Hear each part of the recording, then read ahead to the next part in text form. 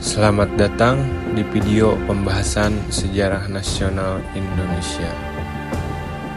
Kali ini kita akan mengupas salah satu peristiwa penting dalam perjalanan bangsa menuju kemerdekaan. Petisi Sutarjo, sebuah tonggak diplomasi yang menandai babak baru perjuangan rakyat Indonesia melawan penjajah Belanda. Sutarjo Kartohadikusumo lahir pada 22 Oktober 1892 di Kunduran, Blora. Berasal dari keluarga pegawai negeri sipil, ia tumbuh di lingkungan yang disiplin namun tetap dekat dengan rakyat kecil. Dalam perjuangannya, Sutarjo memilih jalur kolaboratif bekerja sama dengan pemerintah Hindia Belanda dan berkiprah sebagai anggota Dewan Rakyat atau Volksraad serta wakil ketua praksi pegawai negeri sipil. Pada masa pemerintahan Gubernur Jenderal Ducro, situasi politik sangat menekan. Banyak tokoh nasionalis ditangkap, dipenjara, atau diasingkan. Dalam kondisi stagnasi gerakan rakyat inilah, Sutarjo mencari cara baru untuk memperjuangkan hak-hak bangsa Indonesia melalui jalur resmi dan diplomasi.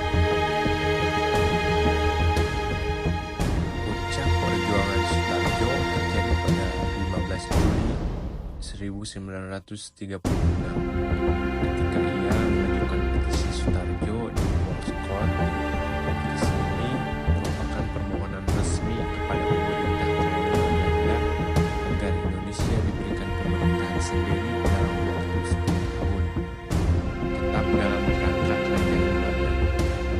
Petisi ini juga menuntut pembentuk komisi bersama Indonesia Belanda untuk mengatur proses transisi menuju otonomi.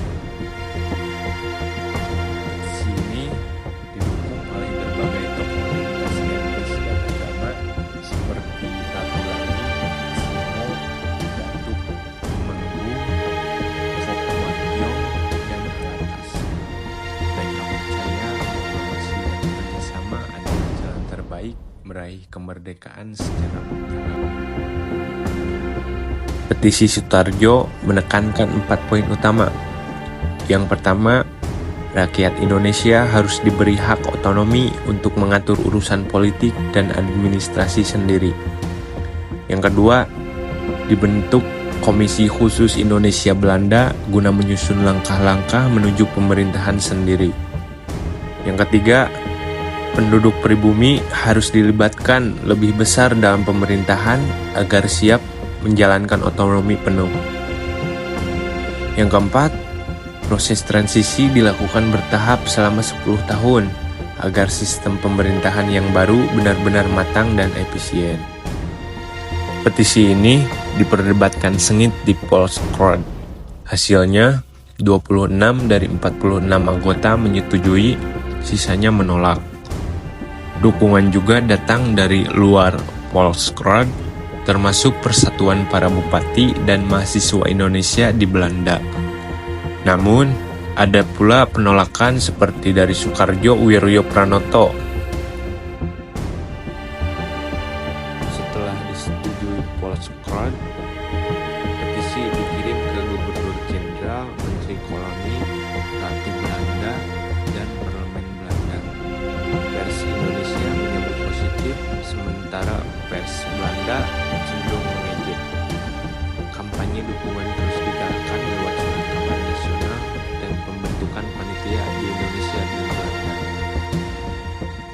Namun, pada 16 November 1938, Ratu Belanda secara resmi menolak petisi ini.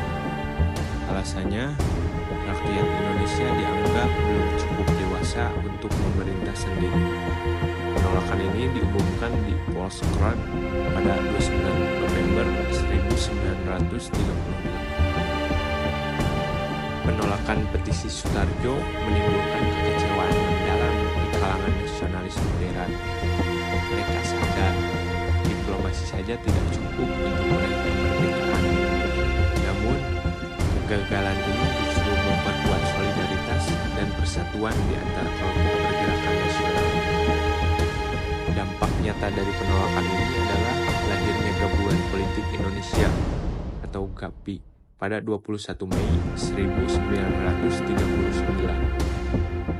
GAPI menjadi koalisi berbagai organisasi politik yang menuntut parlemen Indonesia sejati dan memperjuangkan kemerdekaan dengan lebih tegas. Strategi perjuangan pun berubah dari pendekatan modern ke tuntutan yang lebih radikal dan jelas akan kemerdekaan.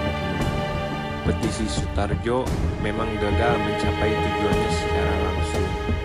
Namun, peristiwa ini menjadi momen penting yang membuktikan bahwa sistem kolonial tidak akan memberikan kemerdekaan secara sukarela.